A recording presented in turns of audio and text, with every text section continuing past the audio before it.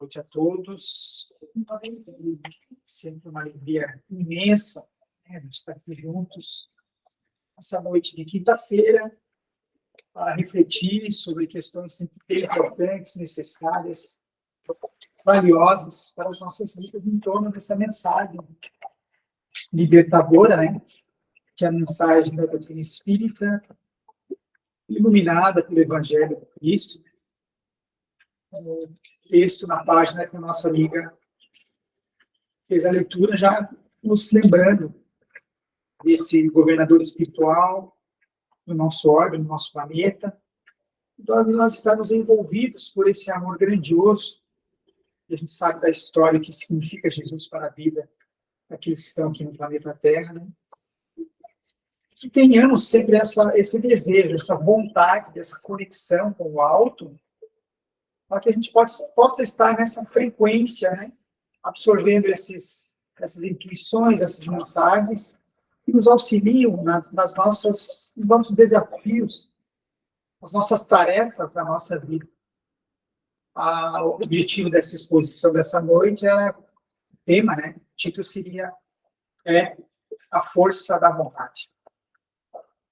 A gente vai falar e pensar junto em torno desse processo, esse mecanismo que a gente chama de vontade, e como tem um grau de importância, porque quantas vezes algumas pessoas dizem, mas eu perdi toda a vontade, mas por que você não faz diferente? Não, mas é que eu não consigo ter vontade. Por que você não vence esse vício, esse obstáculo, passa por essa dificuldade? Mas tem me faltado vontade, né? Então, vejamos que, quando paramos para analisar as dificuldades humanas do ser humano, do espírito encarnado, em muitos aspectos, estão envolvidos nesse processo dessa perda, dessa vontade. Aí a gente pensa, mas o que seria, de onde vem isso, esse processo da vontade? De onde vem? Quando a gente para pensar sobre o significado da palavra, por exemplo, que a gente trouxe, vontade, faculdade que tem o ser humano de querer, de escolher, de livremente praticar ou deixar de praticar certos atos. Essa capacidade, essa faculdade que o ser humano deveria ter, dotado de razão. Nós somos seres inteligentes da criação, então precisamos ter essa faculdade de escolhas, né? Força interior que impulsiona o indivíduo e realiza algo a atingir seus fins ou desejos, ânimo e determinação, firmeza, está relacionado à vontade. E quando a gente para estudar sobre esse tema, a gente lembra existe uma irmandade chamada AA, são os alcoólicos anônimos, que trabalham com o objetivo que as pessoas que estão passando pelo processo da viciação, seja na droga ou no álcool, eles consigam conquistar a sobriedade, né? Esse é o trabalho dessa irmandade. E eles têm algo que eles chamam que é os 12 passos, né? Que eu achei muito, muito interessante isso. E assim, ilustra muito o que a gente está tentando trazer para um raciocínio, com o pensamento. Os 12 passos. Seria um processo para que o indivíduo consiga gradativamente, com esforço, com empenho, vencer aquele obstáculo do vício. Mas isso pode se aplicar em muitas outras coisas da vida. O primeiro desses 12 passos, né, que essa irmandade trabalha, como que eles buscam, o primeiro dos 12 passos é o indivíduo constatar, admitir que ele perdeu o controle, que ele precisa de ajuda. É o primeiro passo. Então, essa vontade, esse primeiro impulso desse processo de melhoramento é justamente a gente entender que nós somos seres frágeis, seres que temos as nossas dificuldades em vários aspectos, emocionais, mentais, nas relações com os outros e conosco mesmo. Então, esse primeiro passo é a gente ter essa humildade, a gente fazer essa autoanálise, essa observação, né? Compreendendo essa nossa dificuldade e buscarmos, então, o auxílio, buscarmos o amparo. uma casa espírita, né? A gente sabe que é um ambiente formoso, um ambiente muito especial mesmo, com todas as estruturas que nós vemos com os olhos físicos, mas muito mais do que isso. Os nossos olhos físicos não alcançam esse espaço que propõe, permite, convida, acolhe, para que a gente busque essa renovação e busque desenvolver essa faculdade da vontade para a superação de problemáticas, mas não só isso na vida também alcançar objetivos,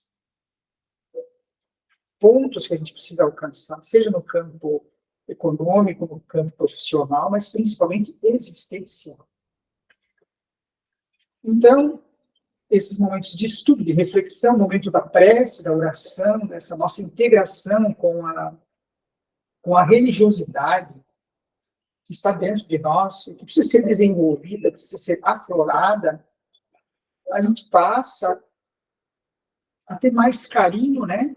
Mais atenção para aquelas problemáticas que às vezes dormem quietas lá dentro da gente, mas que em algum momento da vida aquilo meio que se apresenta, floresce, nos trazendo dores, dificuldades, mágoas, tristezas, bloqueios e tantas outras questões difíceis que o ser humano passa. Então, esse passo, né, de a gente olhar para si mesmo, lembrando, a gente sempre lembra daquela clássica questão 919 do Livro dos Espíritos, onde Santo Agostinho faz a proposta da conhecer-se a si mesmo. Ele dá um exemplo. O exemplo que ele utilizava era que à noite ele fazia uma revisão, quando ele ia dormir, ele fazia uma revisão do seu dia, como ele havia se comportado, se alguém havia se ofendido com ele, o mal que ele fez, o bem que ele deixou de fazer. Ele fazia esse processo sem culpa, sem drama, sem dureza, mas com amor, para que ele pudesse estar se dando conta dos pontos que ele precisava modificar para ser mais feliz, cada vez melhor. Era esse exercício que Santo Agostinho fazia, né, e ele apresenta lá naquela questão 919. Quando a gente vai no Livro dos Espíritos, por exemplo, eu percebi assim, que existem mais de 130 momentos que são citados a palavra vontade no Livro dos Espíritos. São inúmeras vezes, né? Uma delas, na pergunta 672, fala assim que o pensamento e a vontade representam em nós um poder de ação que alcança muito além dos limites da nossa esfera corporal. Olha que importante isso. Um poder de ação que alcança muito além dos limites da nossa esfera corporal.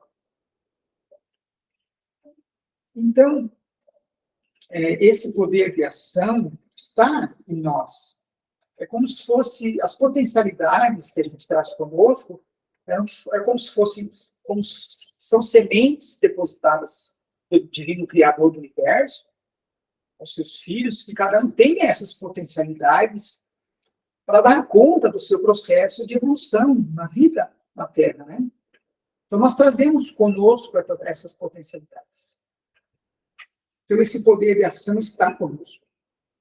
Então, a pergunta, por que é que, às vezes, ao longo do tempo, a gente se mantém naquela ideia, mas eu não tenho vontade.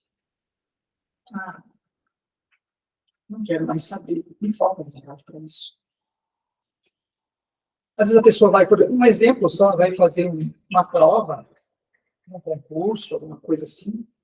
Vou fazer só por fazer. Porque já sei que a pessoa já se coloca, né, diante de um desafio ali nesse exemplo, né, já como se ela estivesse acabado, não tem mais nenhuma possibilidade. Isso pode levar para outros aspectos da vida. Na relação com as pessoas, nos desafios do trabalho.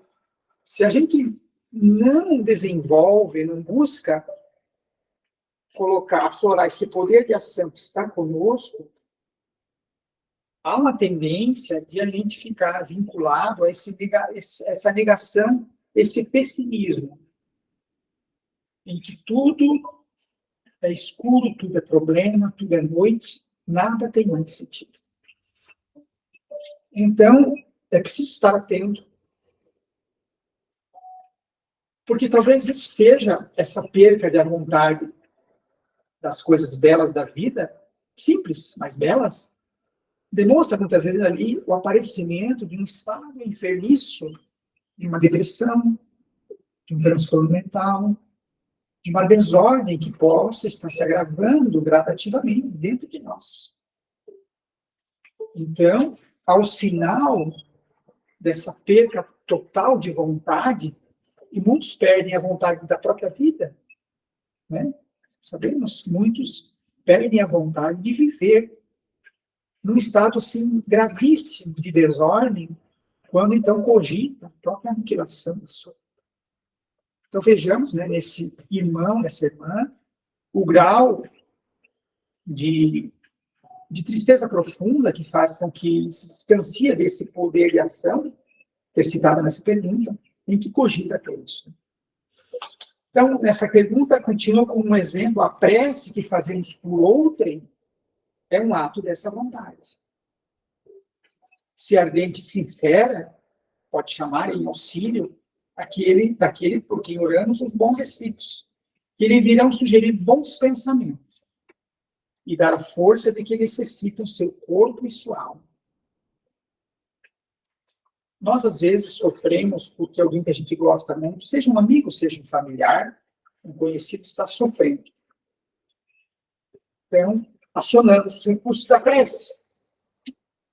E é algo fantástico, que os Espíritos nos orientam, e a gente não se dá conta do que isso promove, do que isso trabalha quando a gente aciona recursos da prece, movidos por uma vontade sincera e ardente, de socorrer, de auxiliar aquele irmão nosso, seja um familiar, seja um amigo, um conhecido, mas que está sofrendo.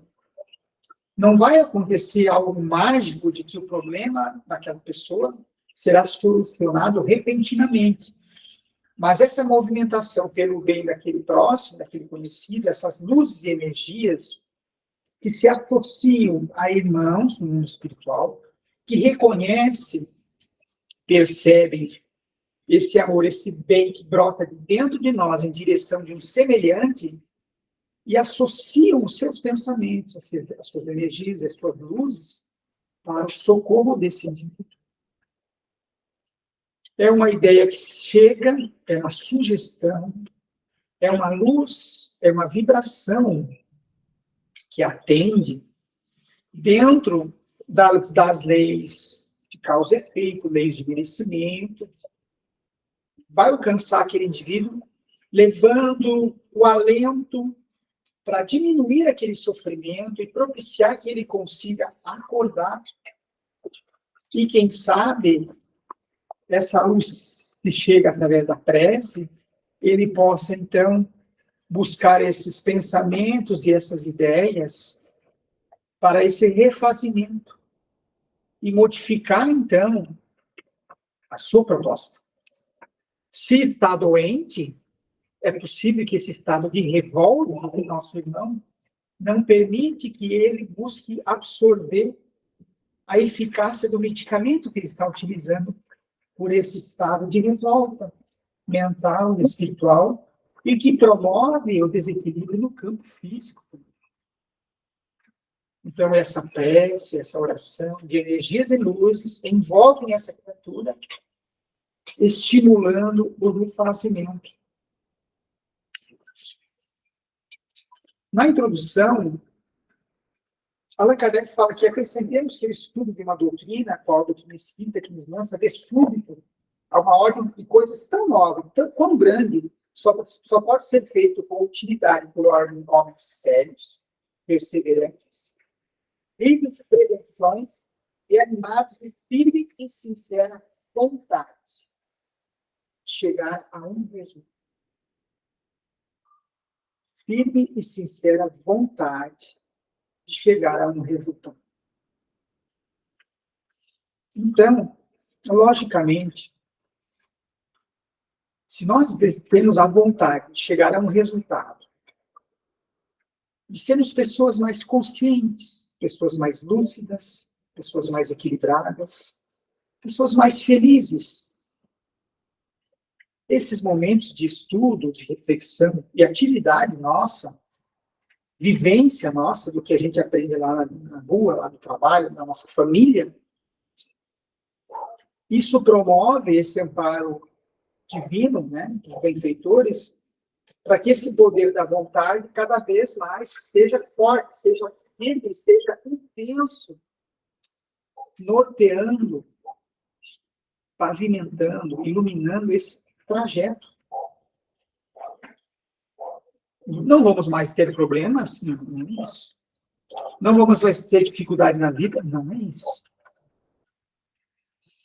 A questão é que essa vontade de chegar a um objetivo, né, como Kardec cita aqui, na busca do estudo, isso nos lança de súbito numa ordem de coisas tão novas. Essa ordem de coisas tão novas e tão grandes é essa percepção que a vida tem um sentido muito maior do que, às vezes, a superficialidade nossa percebe. Então, a dor que me visita, por exemplo, em algum momento, ela traz uma informação, ela traz um chamado, ela traz uma necessidade de uma reflexão. Para que eu não me permita somente o desespero e a revolta, mas busque, com aquela dificuldade que a vida apresenta, através desse impulso da vontade, pensar, peraí, o que a vida está propondo para mim? O que essa experiência, o que esse momento me trouxe para que eu precise estar alerta, precise estar atento sobre isso. E entra, nesse momento, essa ferramenta da vontade. O Divaldo Franco, né, ele tem uma frase que é marcante, quando ele diz assim que o mal que me fazem não me faz mal, mas o mal que eu faço, esse mal me faz mal. É tão profundo isso, tem um sentido, e que a vontade, quando a gente passa a raciocinar, a refletir, pensar sobre o sentido da vida, aquilo que o Espiritismo nos apresenta, a gente, e com essa frase, esse ensinamento, ele tem algo muito grande. Porque se eu valorizar o mal que alguém me faz, eu estou dando guarida para isso. Eu estou me envenenando, por exemplo, com o veneno que alguém lança sobre mim. Eu não deveria, não precisaria fazer isso. Porque o mal que alguém faz para mim não me faz mal. Que é uma escolha minha. Né? Sabemos as nossas dificuldades emocionais, somos criaturas imperfeitas ainda, mas temos potencialidades para avaliar se uma ofensa, por exemplo, eu preciso guardar ela dentro de mim e ficar ali remoendo aquilo, trabalhando com aquilo, me colocando mais para baixo, me fazendo se sentir mais mal, pior, me colocando como alguém que não tem mais nenhum sentido para ser feliz e para vislumbrar as luzes. Então, essa frase de Divaldo, agora o mal que eu faço, aí sim, se eu faço um mal ao outro, prejudico alguém, daí esse mal que eu estou fazendo, ele tem essa capacidade de fazer mal. Mas o que o outro me faz, esse veneno, é dele. Esse ódio é dele. Então, que eu esteja atento nessa proposta, né, que nós estejamos variando as ideias sobre as nossas ações, as nossas posições com relação aos outros e com relação a mim, comigo mesmo. Como eu estou vibrando para que eu não faça mal para mim mesmo. Na pergunta 121, Kardec questionou os espíritos assim, por que alguns espíritos seguiram o caminho do bem e outros do mal? Né? Se Deus criou todos simples e ignorantes, essa informação que os espíritos trazem, mas por que alguns seguiram esses caminhos, um o bem e outros o mal? E a resposta dos espíritos, não tem eles o livre-arbítrio? Deus não os criou maus, criou-os simples e ignorantes. Isto é, tendo tanta aptidão para o bem quanto para o mal. Os que são maus, assim se tornaram por vontade própria. São as escolhas. Se submetendo a influências do meio, do ambiente, do contexto, mas sempre a decisão final, a opção final é nossa, de seguir o caminho do bem ou o caminho do mal. Então vejamos, né, o quanto essa vontade, esse poder, que é citado como um poder, né, é uma alavanca, poderíamos dizer que a vontade é um leme direciona uma embarcação, né, na navegação. E a embarcação da vida, a nossa embarcação, nós não podemos deixar em mar aberto, a Deus dará, porque nós temos responsabilidades sobre nós mesmos. Nós que controlamos, nós que temos o leme dessa embarcação. Eu preciso ter sempre essa consciência, essa noção. E como eu estou direcionando esse leme da minha embarcação? Que rumo, para que direção? Quais são os sentimentos, quais são as emoções que visitam a minha alma? Qual é o conteúdo desse tempo vago que eu estou dedicando para alimentar e fortalecer essa vontade? Quais são esses recursos que eu estou buscando na minha vida? Internet, estudos e leituras e companhias para alimentar e fortalecer essa vontade. Porque dependendo dessa alimentação, eu posso estar aumentando a minha má vontade, né? Ou diminuindo a minha vontade. E isso traz dificuldades no processo, né, de evolução, de progresso, de aprendizado na Terra, onde nós estamos. É sempre pensar nesse sentido grande, maior, porque eu estou aqui nesse lugar, com essas pessoas, com essa família, com esses desafios, nesse arranjo reencarnatório. Não por acaso, não foi aleatório, né? É porque eu precisava estar nesse lugar, com essas pessoas, com esses desafios. Há um livro, né, de Francisco Cândido Xavier, ditado pelo Espírito Emmanuel, que é o Pensamento e Vida. E nesse livro, Pensamento e Vida, um dos temas que Emmanuel trouxe foi vontade. Vontade. Ele se dizendo assim, comparemos a mente humana, espelho vivo da consciência lúcida, a um grande escritório, subdividido em diversas sessões de serviço. Ele compara a nossa mente como se fosse uma divisão de um grande escritório, dividido em salas de serviço, né? Aí possuímos o departamento do desejo, em que operam os propósitos e aspirações, acalentando o estímulo ao trabalho. O departamento da inteligência, dilatando os patrimônios da evolução e da cultura. O departamento da imaginação, amealhando as riquezas do ideal e da sensibilidade. O departamento da memória, arquivando as súmulas da experiência, e outros ainda que definem os investimentos da alma. Acima de todos, porém, surge o gabinete da vontade. Vejam que interessante isso, né? Um gabinete do desejo, né, que direciona os nossos objetivos na vida aqui na Terra, né? O departamento da inteligência faz com que o indivíduo aumente, melhore o seu estado, o seu QI, seu conhecimento, seja ele acadêmico ou a questão da sabedoria. O departamento da imaginação, da criação das coisas. Então, vejo que são vários departamentos, mas que existe um que está acima de tudo, que é esse departamento da vontade. Porque se não há essa vontade presente, determinante, forte, estimulante, para que as coisas boas na nossa vida aconteçam, esses outros departamentos aqui ficam meio que de lado.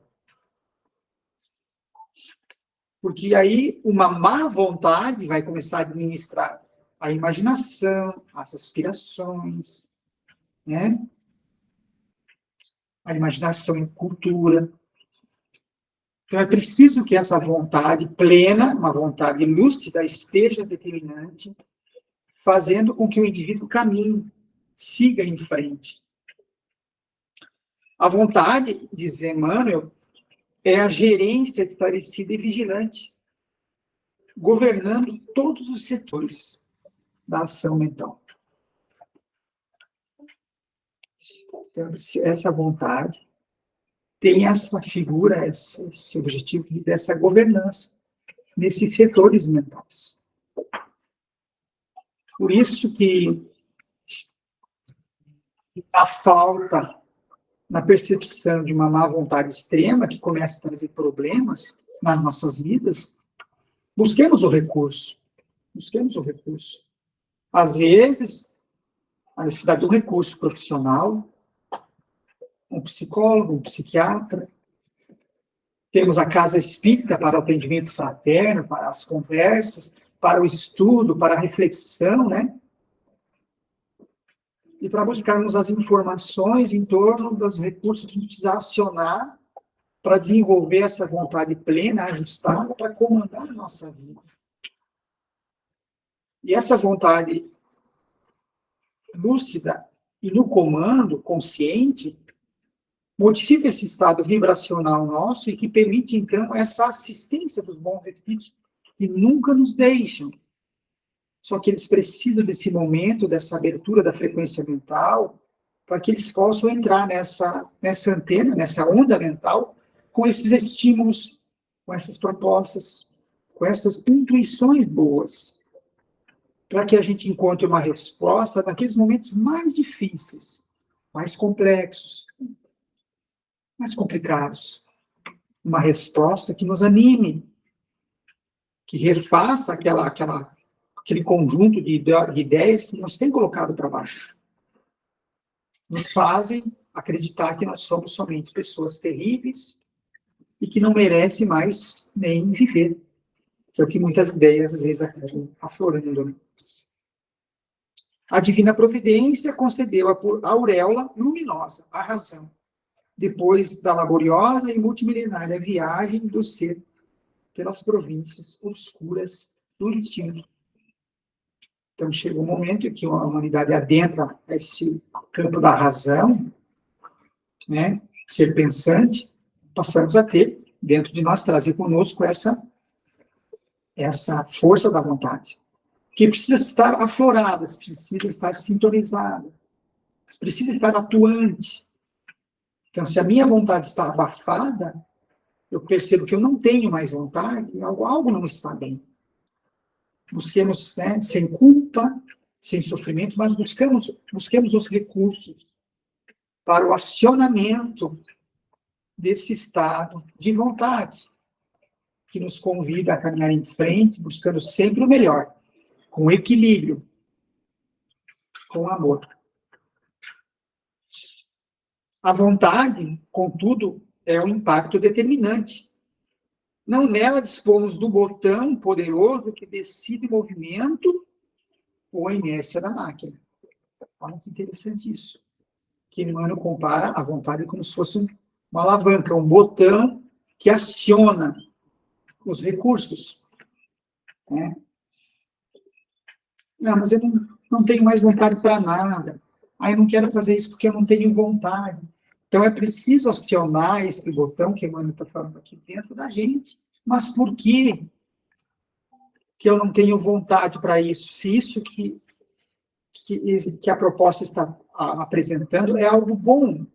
A minha lucidez, o meu equilíbrio, a minha melhora como ser humano, como profissional, como esposo, como esposa, como amigo, como filho, como filha, como estudante, por que não desenvolver essa vontade que está dentro de mim? Em que, por algum motivo, ao longo do tempo, algumas ideias têm me feito acreditar que eu não tenho mesmo. Não. Ela existe, está dentro de mim, precisa ser acionada relembrada, que faz parte de mim. O cérebro é dínamo que produz energia mental, segundo a capacidade de reflexão que lhe é própria. No entanto, na vontade, temos o controle que a dirige nesse ou naquele rumo, estabelecendo causas que comandam os problemas do destino.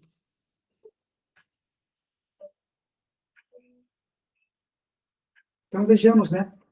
Em todos os aspectos, desde o tratamento de uma doença, por exemplo, é preciso que haja esse estado da vontade, que eu quero buscar, eu quero alcançar, esse estado de melhor. Seja uma doença física, ou seja uma doença mental, emocional.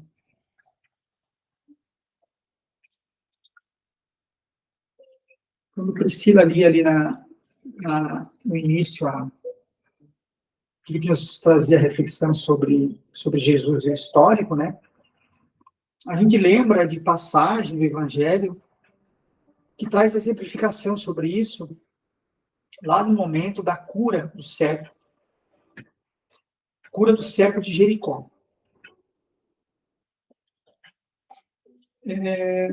Aquele cego estava ali próximo de Jesus, quando Jesus passava por aquele local. Ele ouvia, né, que Jesus passaria por ali, estava ali posto. Bartimeu. E Bartimeu, quando percebeu a aproximação de Jesus, ele conta o Evangelho de Mateus, ele dizia, filho de Davi, gritando, né? Tenha misericórdia de mim. Filho de Davi, tenha misericórdia de mim. Gritava. E a passagem fala que as pessoas próximas ficavam incomodadas com ele gritando ali, e recriminavam ele. Como se dissesse assim, você acha que ele vai dar atenção para você? Para de gritar. Mas ele continuava. Quando ele falava filho de Davi, com a expressão filho de Davi, é porque ele reconhecia que Jesus era pertencente à tribo de Judá, à casa de Davi. Por exemplo, era o Messias, era o enviado que viria à Terra. Ele reconhecia isso. Ele tinha confiança nisso. E as pessoas recriminavam ele. Mas Jesus, conta a passagem, que quando percebeu ele, disse, venha até aqui. E pediu que Bartimeu viesse. Então, a passagem conta que Bartimeu largou a capa, né? E a capa, quando os mendigos utilizavam a capa na época, era um sinal que demonstrava que o mendigo estava ali pedindo ajuda, pedindo esmolas para poder sobreviver. Então, a capa, ela era oferecida para isso. Aquilo determinava, identificava as pessoas no meio da multidão que tinham problemas. Um cego era alguém meio que deixava de lado.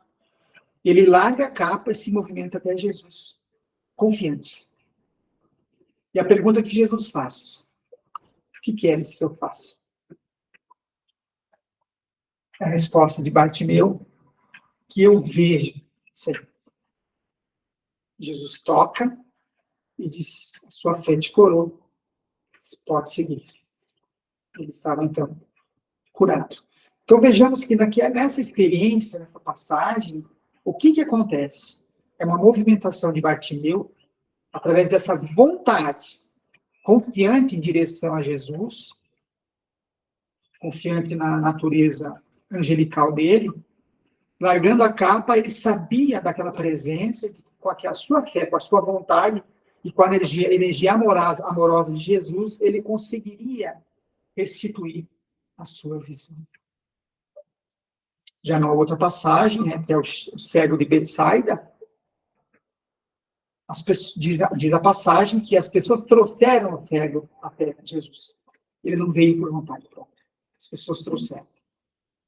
E ele pega, então, o cego de Betsaida, leva para fora daquele burburinho da aldeia, e lá ele pega a terra com a saliva, e faz algo mais material, aplica nos olhos daquele cego, pergunta se ele via, o cego fala que não estava vendo, ele estava vendo, parece que tinha árvores se movimentando. Porque, primeiro, ele não veio, ele foi trazido até Jesus. Não foi uma movimentação dele mesmo, né? Então, já se percebia ali que havia essa dificuldade. Então, ele, primeiramente, não consegue enxergar. Só via alguns movimentos, como ele fala, que pareciam árvores. Depois, Jesus faz uma nova aplicação. Depois, ele consegue enxergar. Mas vejamos que são duas experiências diferentes. Bartimeu se movimenta, larga a capa em direção. E esse servo de Betsaida é trazido, não tem uma movimentação. E a passagem mostra ele é desprovido ainda dessa confiança plena. É um exemplo que a gente traga para nós. Mas as ideias em torno dessa questão têm esse viés. Então, que tenhamos sempre essa certeza, essa confiança de que temos dentro de nós esse recurso da vontade, essa ferramenta, esse botão, essa alavanca, esse leme que está à nossa disposição para ser acionado nos variados momentos da nossa vida. E que essa vontade seja determinante para que norteie o nosso caminho, norteie as nossas decisões, o nosso rumo, as nossas escolhas e o caminho que seguimos. Vamos ser felizes, sim, plenamente um dia. Mas hoje, nós podemos gozar de uma felicidade relativa, porque somos espíritos imperfeitos. Estamos espíritos imperfeitos. Estamos. Mas que o processo de melhora acontece diariamente, nos momentos mais sutis, mais simples da nossa vida.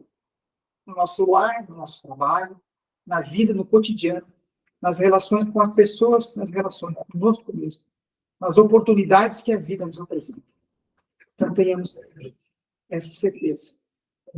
Que não nos falte vontade.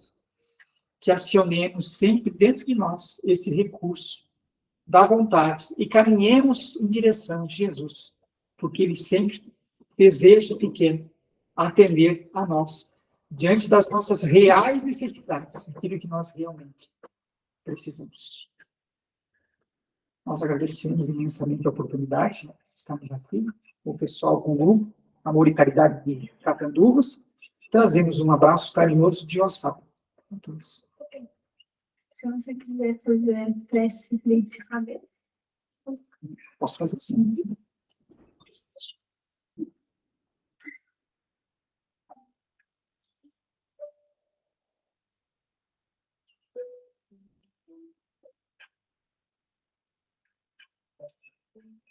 Jesus, mestre amigo, queridos benfeitores do mundo espiritual, que trabalham sempre na inspiração de Cristo. Que essas reflexões de hoje possam fazer morada nos nossos corações. Que tenhamos, Senhor, sempre a vontade de seguir a tua orientação, os teus passos, o caminho que tu nos apresenta como guia e modelo. Que tenhamos a vontade, Senhor, de vencer os que existem dentro de nós. A tristeza profunda, muitas vezes, o desânimo, a falta de coragem, a falta de ânimo. Concede, Senhor, a luz que potencializa, que aumenta e fortalece a nossa vontade de estarmos servindo a terra com os teus propósitos. Visita, Senhor, nossos lares, nossos amigos, nossos familiares, atendendo as suas dores, os seus tormentos, as suas dificuldades. Que a tua luz envolva sempre, fortaleça hoje, amanhã e sempre. Assim seja. Assim seja.